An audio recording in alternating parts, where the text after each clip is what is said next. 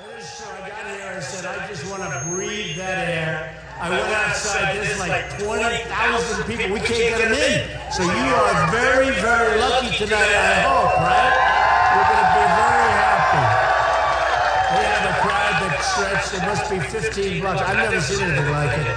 But we do have big crowds everywhere. People want to see our country great again. They want to see a lot of positive things happen. And that's going to happen. We're going to make it something really special. We're going to make it really special. We've been taking a lot of hits. We don't have victories anymore. You understand? We don't. When was the last time? I mean, you look at what's going on all over the world right now. Whether it's the Middle East, whatever. By the way, do you have people seats? You have seats? Yeah, you're standing. I think they got rid of the seats. They got rid of the seats. They took some seats out so we could get more people. Yeah, go down. Sit down. Sit down. Be comfortable. Thank you, man. Be comfortable. Be comfortable. Great people up here. It's amazing, right? It's amazing. But, so, you know, I announced I was going to run. I couldn't stand watching it anymore. We used to have victories. We don't have victories. We're going to have so many victories that you're going to be bored of winning. You're going to get so tired. You're going to get so tired. So I always like to start, only if it's good news, but we've had good news since June 16th. You know, I announced on June 16th. And a lot of the pundits, you know, these are very dishonest people, many of them. I mean, some of these guys are just brutal and terrible. Oh, look at all the people up there, too. Wow. That's true. But they all said, oh, he's never going to run. He's just doing this for fun. He's not going to do it. He's done it before. I almost ran 4 years ago. I wish I did. I really wish. Because that was, honestly, that was an election that could have been won. It should have been won. But, hey, so we delay it. Maybe this is better, okay? Who knows?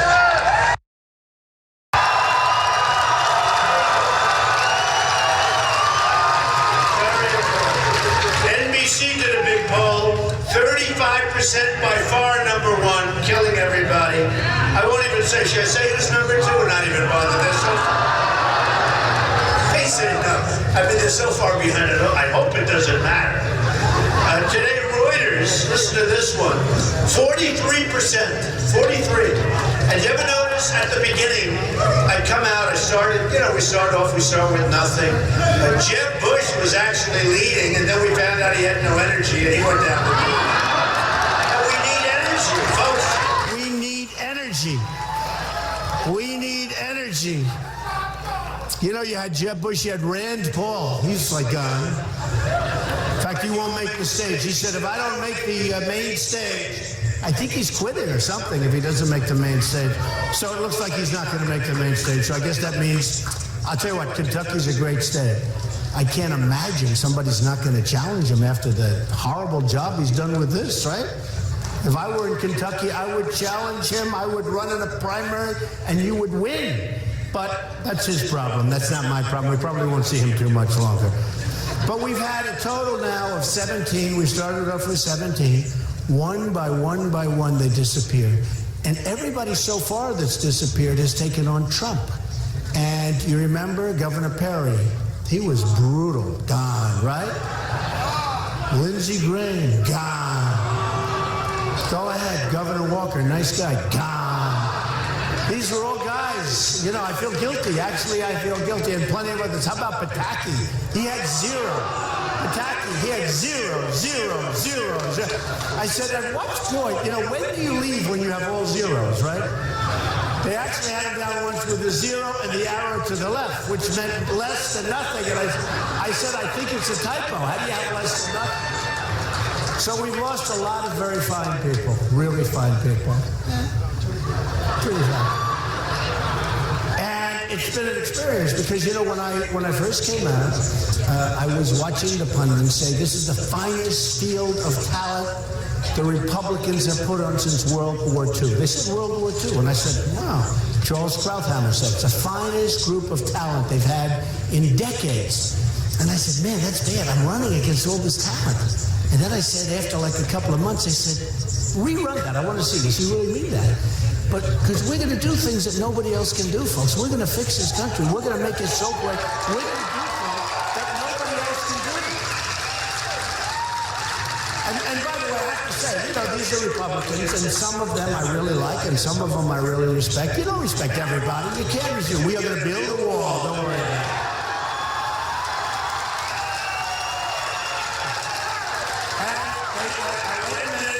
And who's going to pay for the wall? Who's going to pay for the wall? Who's going to pay for the wall? I've never done that before. That's actually true.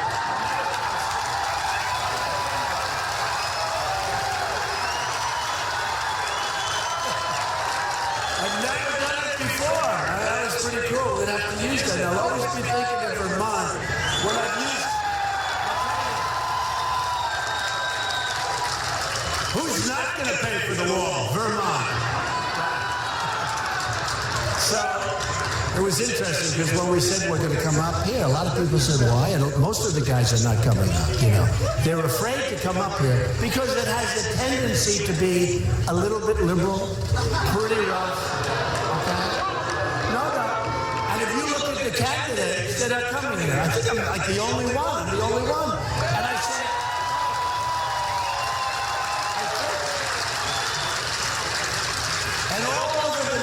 tonight. You know what? All over the networks, all over the place. This turned out to be different. I thought it would be nice, soft evening. We'll have 500, 600 people. We'll sit around a little fireside. We'll talk. We'll have some fun. And then I hear CNN all day long. This line is massive. This line, and they have, the line is so it turned out to be good. But I'm here for a different reason. I'm here because you people are great, and everybody said it. And I have a friend who's in my campaign who's very much attuned to Vermont, loves Vermont. He said, you got to do it. I said, I want to do it. Let's do it. And now I find out I'm the guy, and I think people are going to remember that when it comes time to pull that little lever.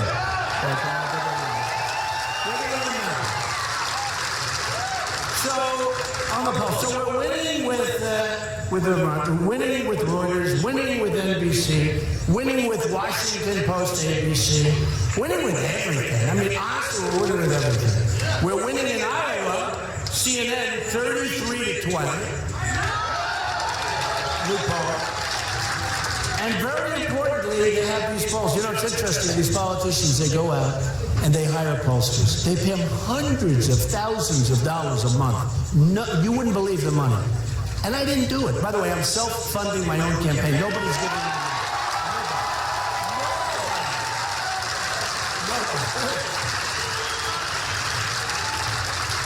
It's amazing. People really like that. People really like it. Because I know the system. Who knows the system better than me? I gave very recently, before I did this, $350,000 to the RGA, that's the Republican Governors Association. And over the years, I've given millions and millions of dollars to candidates, and I understand what it means. And I'm not saying right, wrong, but you know what? When you give, and let's say you have a company, and you want something for that company, or a country you're representing as a lobbyist or a special interest, and you want something for that country because they pay you a fortune. What happens, you gave millions of dollars, like Jeb took a fortune. The guy took in $128 million. He's a stiff. I didn't get that kind of money. Although actually, he said some very nice things about me today. And I couldn't believe it, actually. He spent like $10 million in ads against me. But he said, I'm a gifted politician. And I said, maybe that's not good, being a gifted. I wish he just said I was gifted, left the politician out. No, I thought it was nice. He said I'm a very gifted politician, I'm very successful, this and that. See, now here's the thing. I would never say that about my opponent. I would say my opponent has nothing going. My opponent is horrible, terrible. My opponent is a loser, we always say this. There are some words, but actually Jeb was very nice to me today, so I appreciated that. But there are some words that I went to an Ivy League school. I went to the Wharton School of Finance, and a lot of people say, it's wonderful, some of the pundits, they say, he's plain spoken. Plain spoken. I don't know, is that nice? Is that good or bad? I don't like it. Plain spoken. I guarantee I have a vocabulary better than all of them Certainly most of them. I know I have an IQ better than all of them. I know that. But they say he's plain spoken. And then I was saying the other night, you know, I was trying to describe the stupidity that goes on. And I'd always use the word like they're incompetent, they don't know what they're doing. But then you go back to the same word, stupidity. You say, what is a better word to describe what's happened to our country? What's a better word than the word stupid? Stupid. It's a stupid. We're being led by stupid people. I mean, think of it. Think of it.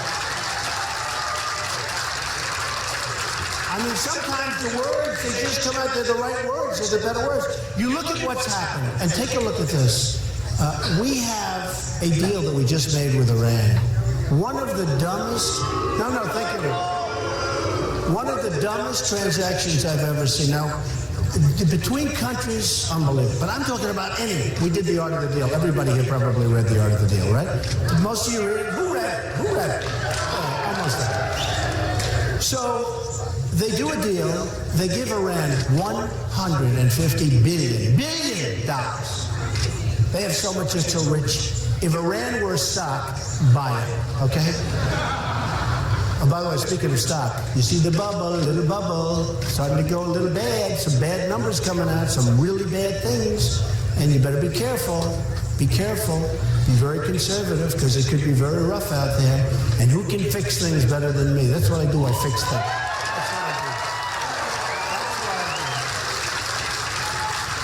You look at the Iran deal, and you look at what happened, and the way it was made, and the points we gave up, and constantly, and we don't get our prisoners back. $150 billion, we don't get our prisoners back. We have 4 prisoners over there. We should get them back. And we should have had them back, right?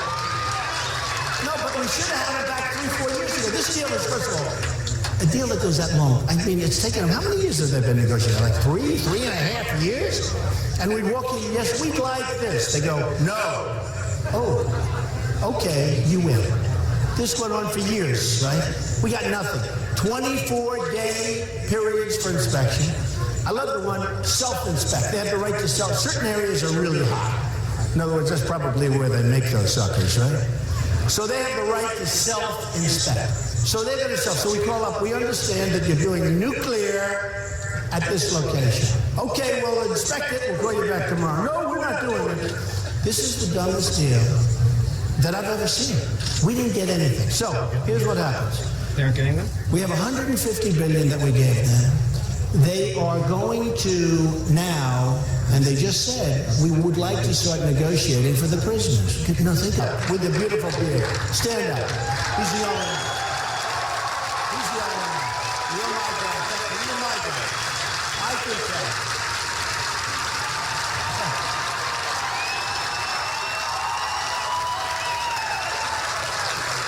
Do I know my people? And I've never met him before. He just looks good to me. No, I said he's the only person more militaristic than I am, okay? And you are. You know what I'm talking about. No, but I'm the most. And we're going to make our military so strong, so powerful, so big, so good. So good. And that nobody's going to mess with us, folks. But I'm the one that didn't want to go into Iraq. And in 2004, 2003, you'll see stories. Trump said, don't go into Iraq, you're going to destabilize the Middle East. Okay? I mean, say what we want. We spent $2 trillion, right? $2 trillion. $2 trillion. Wounded warriors who I love all over the place. I see them, so many. Some of them so badly injured, and they have a better attitude than I have, and they have a better attitude than half of the people in the room have. I mean, these are amazing people, men and women, what they've gone through. And we take the oil. Remember, how long have I been saying it? Take the oil. For years, I've been saying, and they've been saying, that doesn't make sense. You can. Now they're taking the oil. But they're not taking it. They're bombing it. Although Obama doesn't want to really bomb it, because he thinks it's going to create air pollution and be bad for the atmosphere. And this is a true story. What do you think of General Douglas MacArthur if they said, you can't really bomb the oil because it's bad for the environment? Do you think he might say, I don't give a damn, bomb? No, we need Douglas MacArthur. We need General Patton. We need people. We need people. These were great people. These were incredible people. These were people that won. They know how to win. We don't have people that know how to win. We need people. And you know what? In the service, I know a lot about West Point and Annapolis and the Air Force Academy, etc. We have great people. We have great people. We let one of our best generals go because he had foul language. He talked he had a lot, you know what I'm talking about. He had foul language. And we let him go. And yet the people loved him. His soldiers, his guys, and women, they absolutely loved this guy. They wanted to fight for the guy. But he was very foul-mouthed. Who the hell cares? We got to start winning.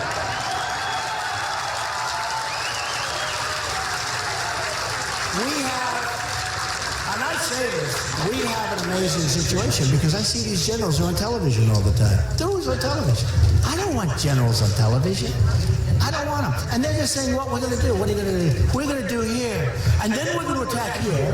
And then we're attacking here. Now, I figure it's camouflage, right? I figure they're giving false. Turns out to be true. Or Obama, 2 months ago, right? We sent 50 people over. He thinks it's good. See, I think it's bad to say 50 people. Because 50 people, what the hell are we doing? But we're sending 50 people. So he announces we're sending 50 people. Now, these are really our finest. These are 50 incredible guys, and I assume women. These are our finest. And they're going over, right? Why do we have to say that they're going to? Because now they have a target in their back. No, seriously. They have now a target, and the enemy is looking for them.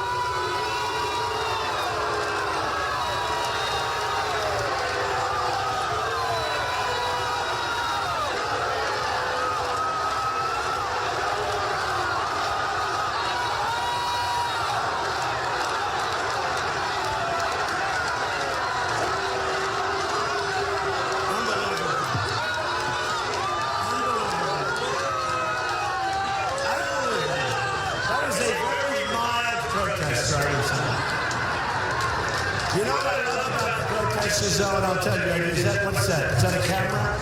Is that a camera? Are you on my side or somebody else? He's holding something up, and I hope it's a camera. He's on my side, I can see. He's one of the good guys. But you know, like these protesters, they come in, and the only thing I like about it is that look at all those cameras back there. Look at all of them. Everybody's on television.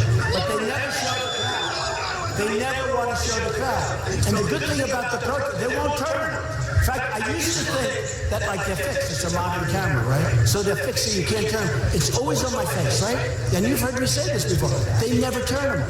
And what happens is when you have a protester, the only time people learn how big these crowds are, because we've got 20,000 in Dallas, 35,000 in Mobile, in Iowa, in New Hampshire. We have the biggest crowd. South Carolina, we're packed. We're going to be in Pensacola, Florida next week. We're going to have 20,000 people. And nobody ever knows. I go home, my wife, she said, oh, you did well tonight. How was your speech? Did you have many people? We set a record in the history of the arena. And she'll say, did you have many people? And I say, why do you ask? Because they never show the crowd. That's why I love protesters, because whenever there's a protester, I think they can't move the cameras, right? That they're fixed. They turn into pretzels, they can move them. If there's a protester behind and under the camera, then they do a somersault. It's unbelievable. So,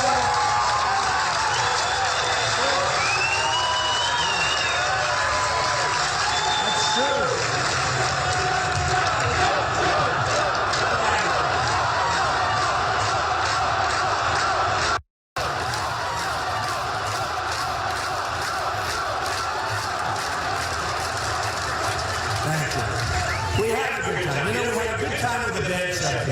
Because we don't have much going, right? We don't have much going in terms of, and I always say, I tweeted out today, @RealDonaldTrump. It's great. 5.5 million people. I have more than 5 on Facebook. I have like all this, it's sort of like owning the New York Times without the losses. It's unbelievable. No, it's true. You tweet out, you have millions and millions of people. I mean, friends of mine, they do a book. Would you do me a favor? What? Could you tweet out that I'm doing a book? So if I like the guy and the woman and they're doing a book, I tweet it, and all of a sudden they become a bestseller, and then they don't talk to me anymore. They give me no credit. They they give you no credit, but it is a powerful instrument. You know, we're dealing with social media, and we're getting a lot of credit for doing a good job with social media. And a lot of the voters, it's true. A lot of the voters are going to be coming out, and it's been really amazing. So just to finish off with one, so what we do is we negotiate properly. And I have the greatest negotiators in the world want to come with me. And Carl Icahn, one of the great businessmen, endorsed me, and many others. You know Carl. And they don't want money. They don't want money. They want to help. They want to do something. You know, they've made billions and billions of dollars. They don't need to be paid, a salary. Now we have negotiating against China. We have people that are political hacks. We have people that gave money. They want to be in government. And I want to pick the finest people. Some of them, get prepared, are not nice. They have bad personalities. But they're brutal genius killers. I want them, right? I mean, we lose so much money on trade and all of these other things. So, you're right. So here's what's happened. And over the last short period of time, I've been talking about the deal with Iran, and I've been saying it's one of the worst deals, but then I thought it's even worse than I thought, because I thought the $150 billion that they got, and all of the other things that they got, and they'll have nuclear proliferation all over the place because of that deal, and that deal is horrible for Israel, by the way, horrible. It's really horrible for the Middle East, but it's horrible for Israel. And Netanyahu, I don't know, he is having an awfully hard time. I think Barack Obama is the single worst thing that's ever happened to Israel.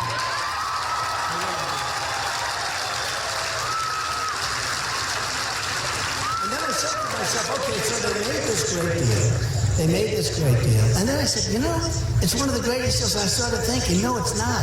The greatest deal they also made, they made the two great deals. It's like a movie company, you take Marvel, where they have these great successes, right? They've got like 5 of the top 10 movies ever. Well, this is the same thing. Think of it. So they make this great deal. What else do they get? They got Iraq.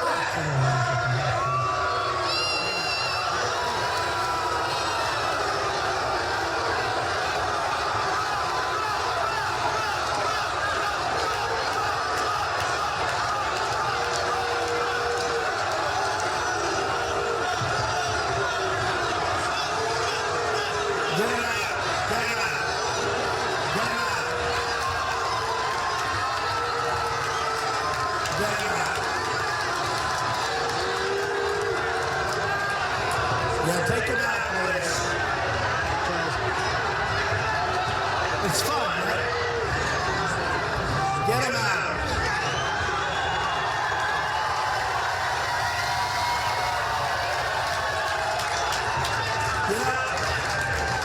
It's sort of fun. Isn't this more exciting? You go to the heaven thing and it's like boring. You go to the jet thing and you fall asleep. We had in New Hampshire, we had 4,500, one of the events. We had 4,500 people. Jet had 101. Are there any members?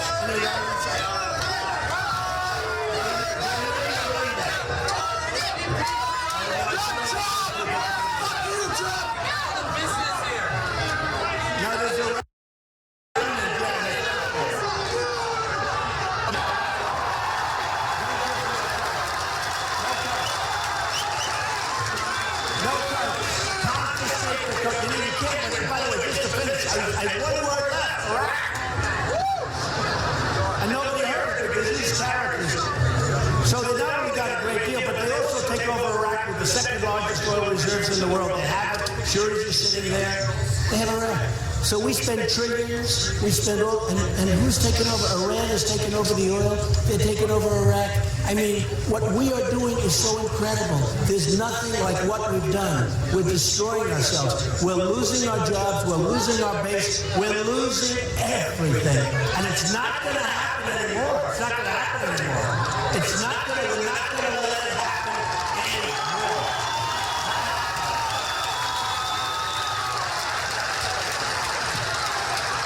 Now, I will tell you something about the protesters, and I respect what they're doing, but I really believe, unless they have a substance abuse problem, which is probably there, he does. No, I really think I could take him into a room, talk to him for 20 minutes. What do we do? We want strong military. We want good health care. We want a great country. We want low taxes. I cut the taxes way down, especially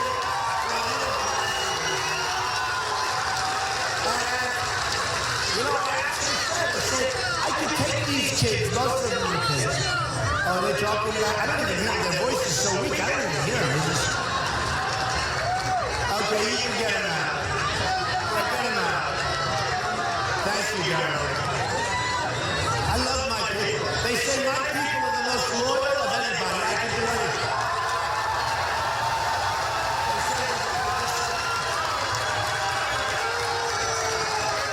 They say we have the most, I'll tell you what, the smartest people.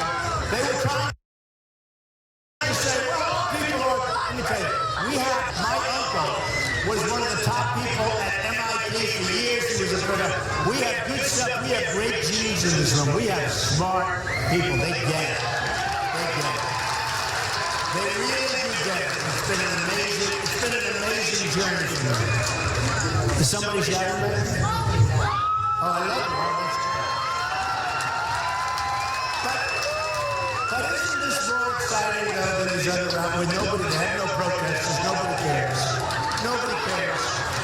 They go in, everybody falls asleep. They say, can I go home now, darling? And everyone leaves. And the guy's standing there, please vote for him. How about this guy O'Malley? I mean, here's a guy. Now think of it. His number one credential is that he's the mayor of Baltimore. Can you believe it? And okay, so now he holds a rally. And one man showed up. Did you see that? It was one of the great. And he's sitting there talking to the guy for an hour. Just to two people. Then the guy gets up and he leaves and the press says, well, are you going to vote for him? No, actually, I'm not. I mean, it's time for him to get out. It's time for O'Malley to get out. He is really bad news. At least Bernie is getting some action. He gets much smaller crowds than me. But at least Bernie gets some action, right? Oh, would I love to run against Bernie? I would love.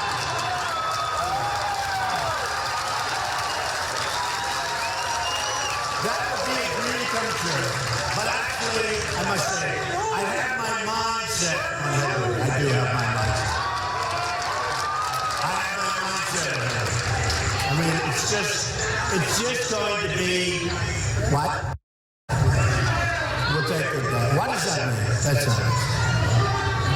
I got in such trouble. How about last week? Did I get in trouble? What did I say?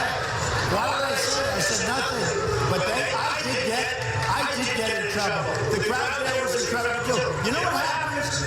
We have amazing people. We have like these crowds, and they're all like interchangeable. We have great people. You go to the south, you go to the north, you go to the west. The people have one thing in common: the enthusiasm, the love of their country. They love.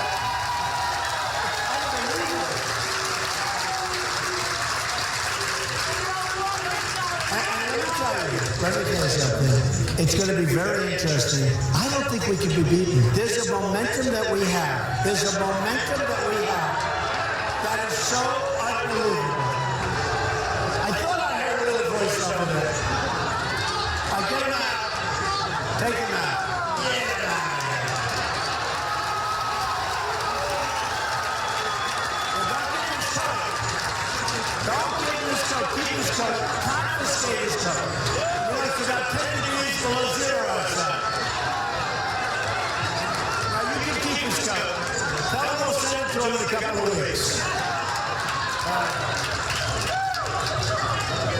It's amazing. No, it's amazing. But you know what? Sometimes you go into 20,000, you have none of that. I knew I was going to have some in Vermont, in all fairness. If we didn't have that, it would be Vermont, right? Why do you think the other Republicans are not coming up here, folks?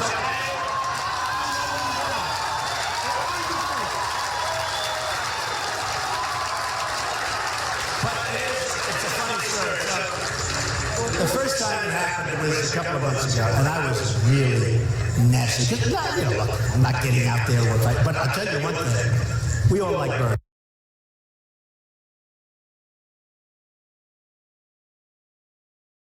Do we like Bernie? I mean, he wants to attach to it 90%. Okay, so you know, I wasn't sure how to feel that. But how about when the two young women took over his microphone? They came up screaming at him, and he retreated. He went like, and they made a speech for us tonight. That won't happen with me, I promise.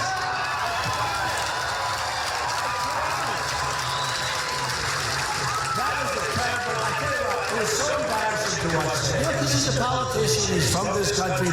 When they took over that microphone that night, screaming at him, he was petrified. He walks to the back of the stage with that tall guy, the goofus guy. He stands up. And they're both watching these two girls speaking. And the crowd is saying, give him back the mic. Give him back. And Bernie said, I lost so much respect for Bernie. That was terrible. We can't let anybody take over our mic. We can't let it happen.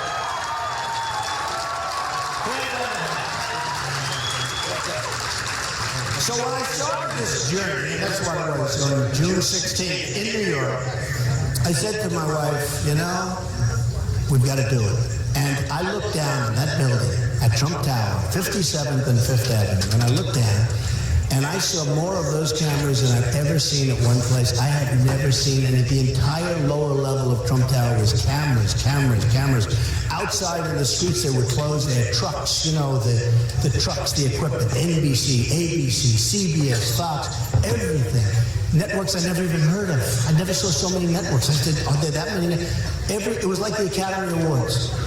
It was like the Academy Awards. You all remember. And everybody said he's not going to run. So, you know, they were all waiting. But I just said, look, we got to do it. And I took a deep breath. And I said, let's go. Because it takes guts to run for president. It really does. No, it really does. I mean, it's not something I have to do. Steve Burke is a great guy, the head of Comcast. He came to my office just before he wanted me to renew for a lot of episodes of The Apprentice. But, you know, it sounds a little trivial. We love The Apprentice. It sounds trivial. It's not. It's a lot of money. And then the deals I lose and all this. And plus, I love my lifestyle. And, you know, now I'm driving around. I say, how good are those windows? Sir, they can take 28 AK-47 bullets before they degenerate. I said, that's a hell of a window, right? And then I say, how about the doors? The doors are unlimited, so they can take on the bottom or the top. You know, I'm driving around in an army tank. I'll never see a Rolls Royce again. I may never see a car that I want to be in again. And they always put me in so fast. I'm going in, you know, it's whatever the hell they call that. And boom, get in. Boom, the door closes. And when that door closes, and then we're talking about, the only thing good, if you ever get hit, nothing's going to happen. I'll tell you that. But it's been a really amazing experience. I mean, the best part of the experience are the people that I've met. The people in this country are so competent. I mean, they're so incredible. And they're so enthusiastic. I need that. I love the people. I love the people. But I said to my wife, I said, come on, we got to do it. We got to do it. And I literally didn't know until that escalator. We've all seen the famous escalator ride down, right? Melania in a beautiful white suit and me waving. Oh, hey, I didn't even know who the hell I was. Came down and we made a speech and we talked about illegal immigration, right? Did I take heat? Oh, did I take... Rush Limbaugh said he's never seen so much incoming to one person. It's true. I've never had anything like it. And then 2 weeks later, it started dying down. Now, people say he's right.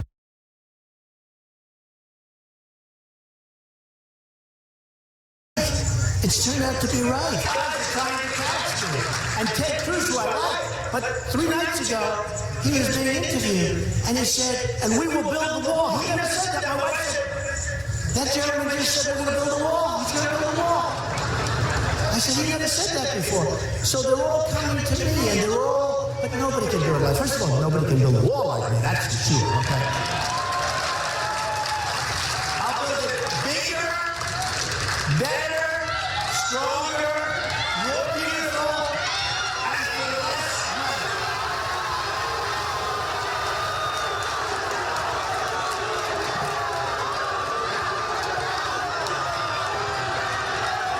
I love it.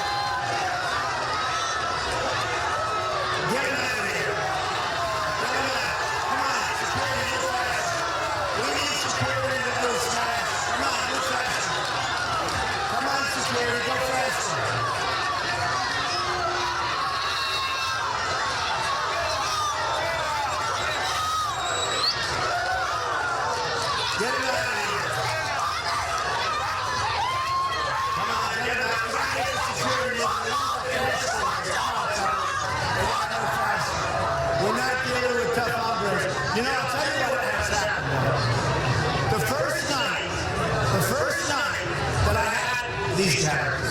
The first night, I figured, it's all like, a little bit theatrical. I said, because I don't want anybody to do that. Yeah, I don't want anybody. Maybe. But I was wrong. I said, get him out of here now. Get him out. Get him out. I don't want him out now. And the guy was a rough guy. He was swinging, and the other guys were swinging. And my audience started swinging. You had guys, I don't think they were ever fighting before this. And I said, oh, move that guy, he's going to get killed. But they're wrong. But this is a rough guy, very, very loud. And I figured I'd be rough as a bone. So I'm screaming, get him out of here, get them. Okay. I was criticized so badly. It was terrible. He was so mean and rough and terrible. I was killed. You remember that? I was killed. And all I'm doing is screaming, get him out of here. So the next time it happened a week later, and we had protesters. And I said, gently, please remove them. Please. Very gentle. Don't hurt them. Don't hurt them. The guy's throwing fists and fighting. And my poor guys, I'm saying, don't hurt him. One guy took a big shot to the face because I'm going to say, don't hurt him. And in the meantime, the guy's got a black eye like you wouldn't believe it. So I said, easy, don't hurt him. Easy. I got killed the next day. They said, Trump is weak. He's weak. So you're too tough and too mean and too weak. You can't win with these people. They're so bad. Oh, I hate them, I hate them, I hate them. I hate them.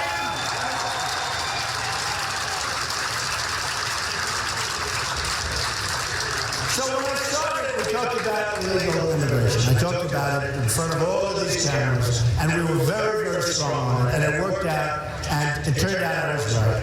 Then, as you know, I did something recently, because we got problems, folks. We got problems. You take a look at Paris. You take a look at Brussels. You look at what happened in California. You look at what's happening all over the world. You look at what's happening in Germany. Now, I'm on the cover of Time magazine this week. Can you believe it? I'm on. No, can you believe it? No, think of it. I was on the cover like 5-6 weeks ago, and I was on it. It's still, look, we can act cool. It's still Time magazine. You're on the cover. It's pretty cool, right? You come from Brooklyn. You live in Queens, you work in Brooklyn, all of a sudden you're on the cover of Time magazine every couple of months. That's pretty cool, right? Pretty cool. But, so I was on a few, like 2 months ago, and then today, I didn't even know. I mean, this is when you're really cool, right? I'm on the cover of Time magazine, and they put it on the desk. It comes out tomorrow. Go buy it. The story's good, so go buy it. If the story wasn't good, I wouldn't have even be talking about it. They put it on my desk. I said, what's that? Time magazine. Oh. I figured, somebody's doing a joke. How could I be in the cover? I didn't even know they were doing a story. So they did a story. It's a great story. And it talked about winning. And it talked about the tremendous crowds we're getting. And it talked about the tremendous enthusiasm. And it really talks about the fact there's never been anything. There's never been anything.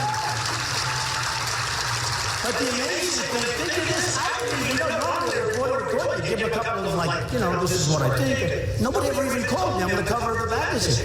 But what happened is, when it came to the person of the year, it used to be called the man of the year. What sounds better?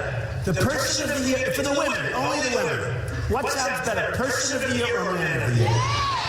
Yes, man of the year. The women are saying. The women are saying man of the year. Is this the weirdest thing? We have to be politically correct, so we're going to go person of the year. So they have person of the year. No, there's so much of this stuff. You have no idea. There's so much. Oh, you just heard it. A lot of women. And they're all saying man of the year. And I actually think it should be person of the year. It just doesn't sound that good. But so they come up, they're a year-end issue person of the year. Everybody said Trump was getting it, except me, because I said, I'm too controversial. I'm not establishment, thank goodness. I'm not establishment. We're going to do something with the establishment. The establishment, these idiots like Karl Rove and all these characters, they don't know what they're doing. He was actually on the other day. I think I had like a 42 or something. And he said, well, that doesn't mean he's going to win. And even the announcer goes, really? Tell me, why not? He's sure as hell got a good start. No, the hatred is incredible. So I said, there's no way that they make me. And I think I came in second or something, second or third. And they chose Angela Merkel. Why? Because she allowed millions of people to come into Germany. And Germany is now in deep, deep trouble. You look at what's going on in Germany. They have got problems like you wouldn't believe. And you look at Brussels, and you look at all. So I said, we have to do something We have to figure out what the problem is. We have to figure it out. Now, we have a president that doesn't even want to talk about it, right? Radical Islamic terrorism. He doesn't want to talk about it. He doesn't want to mention the term. He doesn't want to use the term. By the way, I have many friends. They're Muslims. They're fantastic people. But we have a problem. We have a problem. We have to find out, and we have to get to the bottom of the problem. We have to be able to solve the problem. We can't have people flying airplanes into the World Trade Center. We can't have people doing what they did in Paris. We can't have people doing what they did recently in California. We have to find out, and we have to get back to the basics. And we have to solve this problem. And it's a very deep-seated problem. And there's a level of hate that's so incredible. We have to get to the bottom of it. Now, these two people that killed 14 people plus, because you have people laying in the hospital very badly injured. But these two people, they had an apartment. They had pipe bombs all over the apartment. Other people knew they had pipe bombs. Why weren't they reported? People knew what was going on. They had numerous people that knew. One of them didn't want to say it because they didn't want to be accused of racial profiling. You believe it? Now, I know what that was. That was a lawyer saying, listen, they know you knew. So what you'll do is you'll use racial profiling as an excuse. They didn't want to say, they actually said, oh, we didn't want to call the police because we didn't want to be accused of racial profiling. That's called politically correct. That's called give me a break.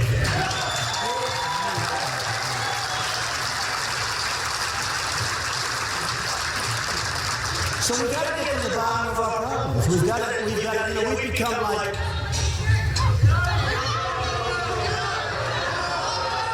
get out of here.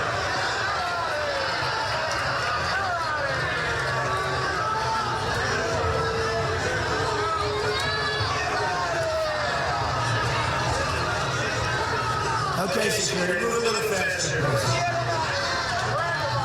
Thank you, security. Now get him out of here.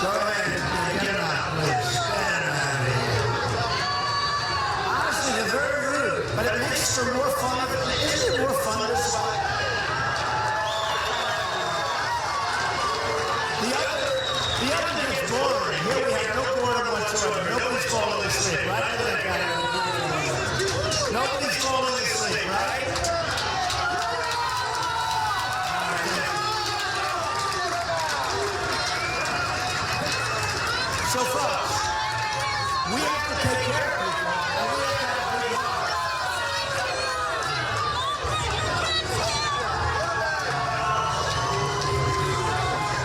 Are they out, security? Are they gone? Are they gone? Thank you. They're so rude. They're so rude. You see, today, we have security people that are, it's hard.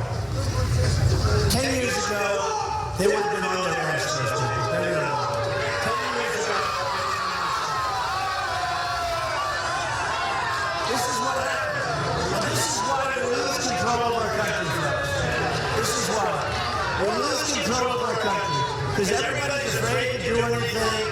The police, who are these phenomenal people that are totally mistreated, by the way, totally mistreated.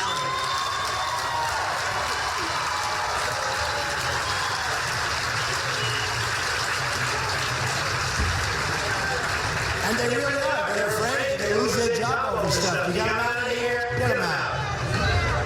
We'll get more and more angry as we go along. Is that? And by the end, I say, get them the hell out of here. And then, by the way, by that time, the security will be so tough and so nasty, And you know what's going to happen when that happens? You're not going to have any more problems. You're not going to have any more problems. Did you notice the first group, the security guys are going, they're not my guys. But the first group, they're going, oh, please come with us. And they're screaming, please come. All right, second group, they're now, the last time this started to get nasty, pretty soon they're going to get so nasty that we're not going to have any more protesting. You know that. So we have to solve our problems. We have tremendous crime problems. We have tremendous problems at the border. We have to solve our problems. And we're going to make this country so strong and so great. We're going to take care of our veterans. Our veterans are just...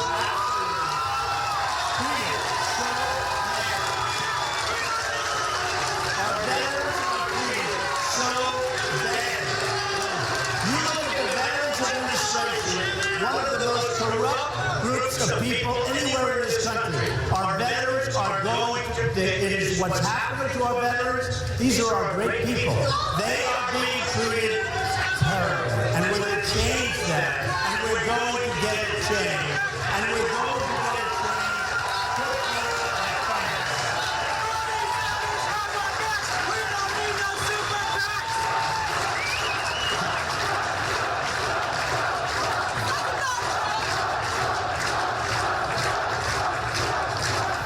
Thank you, everybody. So when I started this, it was about trade with China. China's ripping us. It was about trade with Japan and Mexico. They're taking our businesses. They're taking our companies. Nabisco is leaving Chicago, going to Mexico. No more Oreos. Anybody in this group, no more. I don't want any Oreos anymore. Nabisco leaving Chicago, building a big plant in Mexico, closing up. How does that help us? How does it help us, folks? How does it? Then they make and they send the product, no tax, no nothing, boom. How does it help us? Ford, $2.5 billion plant in Mexico. So they're going to make cars, trucks, and cars. They're going to bring them over the border. They'll probably be driven over the border by illegal immigrants because it's very expensive. No, it's true. They'll be driven over. They come on the border. Nobody's going to check them. We don't have anybody to check them. Nobody cares.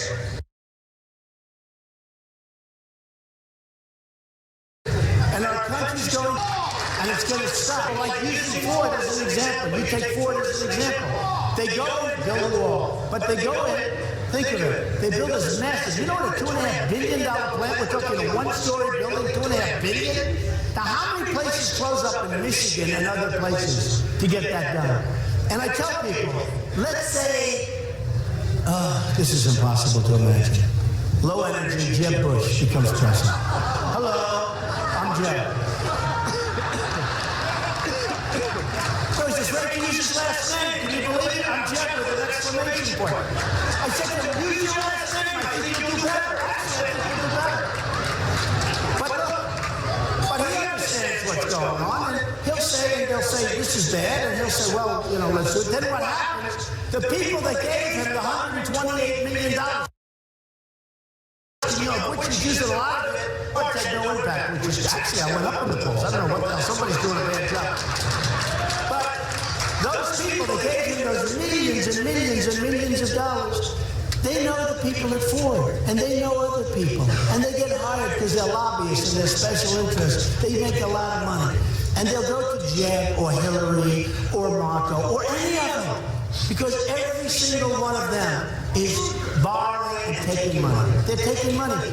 Again, I'm the only one that's not. So they're going to go in, and they're going to say, you can't do that, because they know it's no good. We're losing factories. We're losing our jobs. They're going to have jobs, but the jobs are good for Mexico, not for our country, right?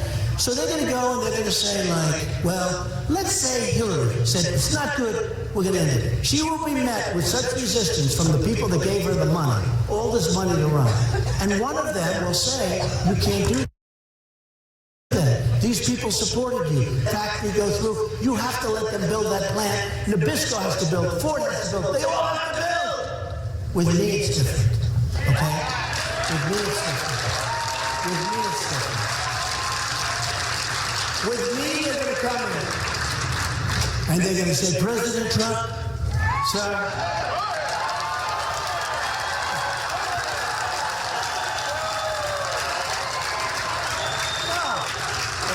thank you. They're going to say, Mr. President, it's really a good thing for our country. Now, you know. Why? Because we're losing jobs and closing factories. That's good for our country? Not good for our country. Nobody's going to come. You don't have to go through high school to know that. It's bad for our country. They're going to say it's really good, Mr. President. Okay. So after about like 2 minutes, I'll cut that one off. And they're going to say, I said, no. We want the plant to be built in the United States. I don't care where. We want that plant to be built in the United States. And we want the jobs to be from the United States. And we don't want cars built in other countries, like in Japan, that are pouring into our country, like millions and millions of vehicles pouring into our country, coming off, in the case of Japan, the biggest ships I've ever seen. You go to Los Angeles, the cars are pouring off by the millions. And what do we get out of it? What do we get out of it? No tax, no nothing. So the head of Ford would call me, Mr. President, we'd like to do it. We think it's very good for the country. Oh, really? Okay. The answer is no. He'll then call me back and I'll say, I want you to build the plant, but I want you to build it in the United States. I guarantee you, I don't need anybody for this. This is too easy. I guarantee you, within 48 hours, I get a phone call saying, Mr. President, we're going to build the plant in the United States. And you know why? Because I will have told her that if you build that plant, you're going to have a 35% tax for every single vehicle that comes across the border. Every single vehicle, you're going to pay tax. And I'm a free trader, by the way. I am a free trader, I believe. But you have to be smart. We need smart people to make these deals. We have such trade deficits with Mexico, with all of these companies. I told you before with China. Now, when we do business with China, they make product and they sell it over here like, forget it. No anything. Just come on in, no tax, no nothing. They take Apple. They build Apple. My dream is that Apple and companies like Apple to build their factories here instead of building them in China and Vietnam. That's what I want. And we get people that can do it.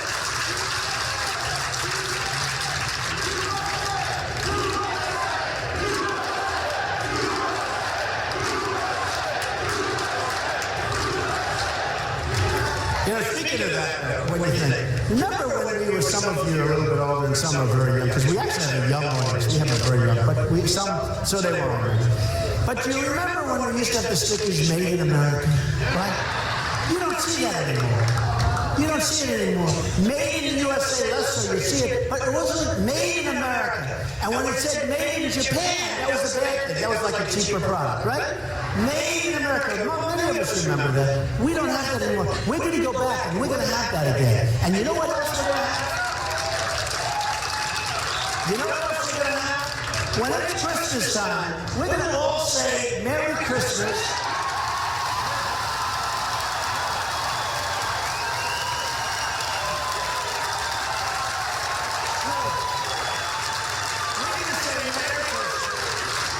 And we go into those stores, and we go into those big department stores, and we go into Macy's where the stock has just crashed, which I love because they were so disloyal. I mean, you know, they were so disloyal. I love watching that stock go down from, what, 75 to 35 to 34. I love it. I love it. They're so disloyal. Why? Over illegal immigration? I mean, you know, it's just horrible. But you go in there, you don't see Merry Christmas. We're going to see Merry Christmas again. And we're going to have happy holidays, and we're going to take care of everybody. But we're going to see Merry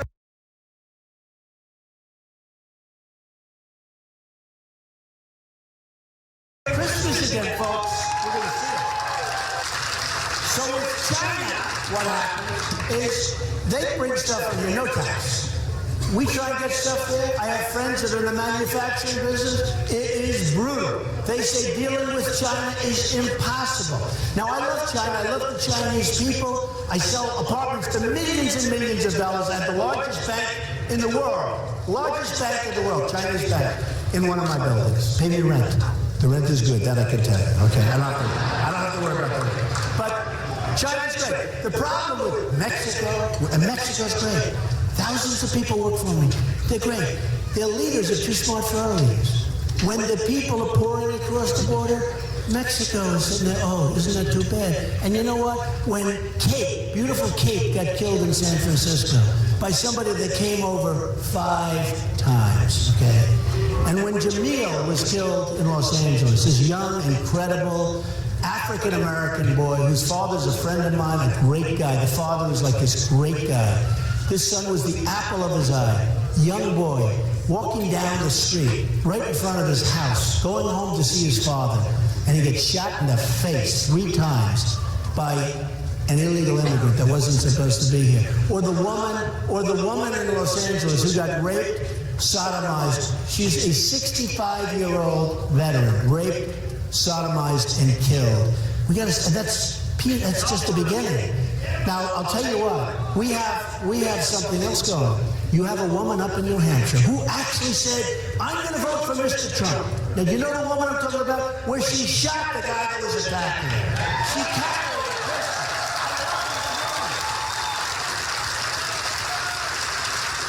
I love this woman. So she steals somebody's behind her because we're going to protect the Second Amendment, folks. We have to protect.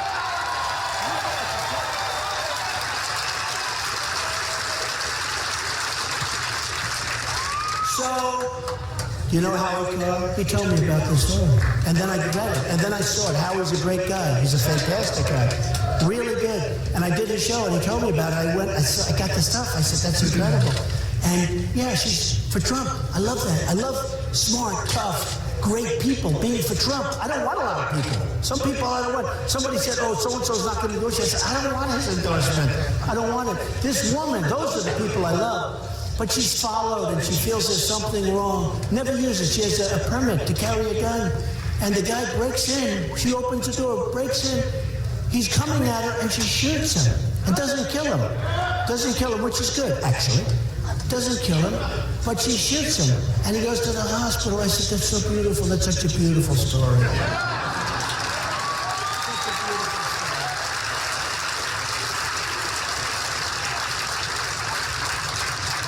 We need our guns. We need the guns. I mean, whether we like it or not.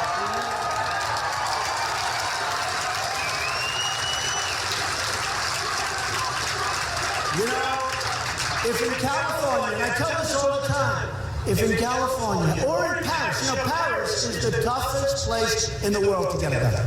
The strictest laws, you cannot have a gun unless, of course, you're a bad guy. A bad guy, no problem. You know, you just walk in with a gun, right? No problem. But in Paris, the toughest laws anywhere in the world, they say. France generally. So what happens? 130 people killed. Now, think of it this way. They walk in. I call them the bad guys. I call them the guy with the dirty hat. These people were saying the mastermind. They called him a mastermind. And I've been talking for 2 weeks after that incident, and they don't call him mastermind anymore. They say, the mastermind of the Paris attack. The mastermind. He's a Slav. He probably has about a 7. I saw him with a white hat that was filthy dirty. The press is calling him a mastermind. Then they wonder why our kids are radicalized over the internet. The internet. They're calling these people masterminds. What did he do? He put a couple of people in these different places and they start killing people. That's not a mastermind. That's a sick puppy, folks. That's a sick puppy. And we can't call it. We can't call a mastermind anymore. But think of it. So you have these guys that walk into a number of places in France and they say, get over, boom. Get over, boom. Get over, boom. Nobody had a gun on the other side. Now, if I took you, or if I took you, or if I took a couple of the people in this room, and you had a gun strapped to your ankle or strapped to your waist, I'll tell you, it's a whole different outcome, right? It's a whole different outcome. It's a whole different deal. You don't have 130 people. You don't have 130 people. You'll have bad stuff happening, but at least we're shooting back and we're going down shooting. And you know what?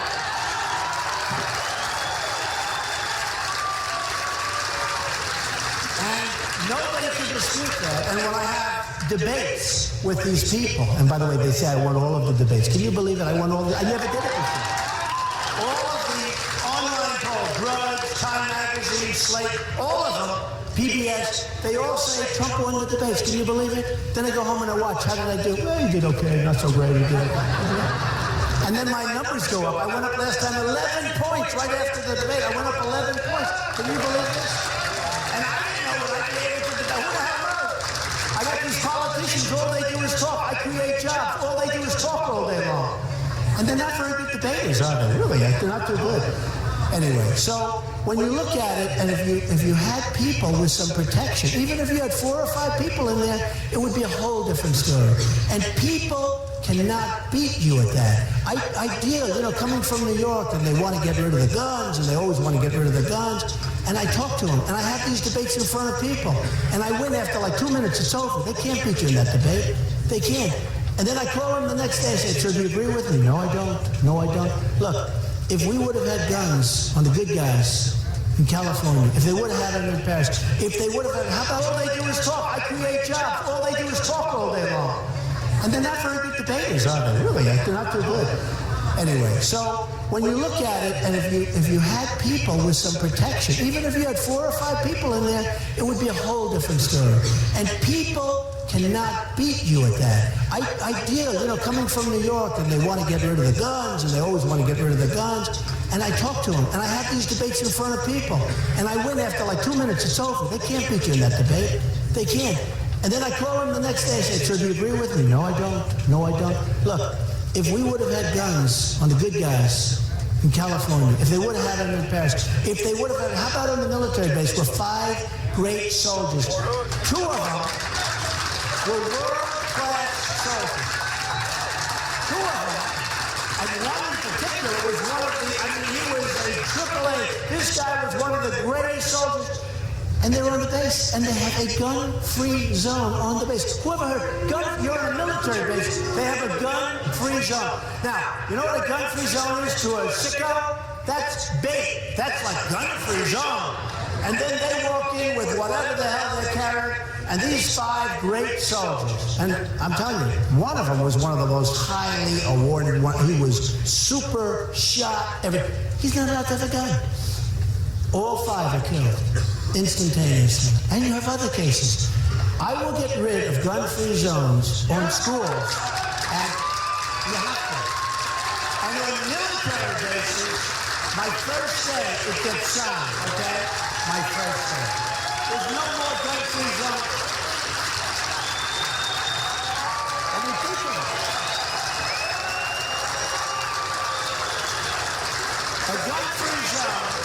A gun-free zone on a military base with some of the best soldiers we have, sitting there, relaxing, watching television, no gun, guy walks in, kills all of them, okay? That ends immediately. We're going back to sanity in this country. We're going back to strength in this country. We're going back to intelligence, and we're going back to common sense. We are going to make America great again.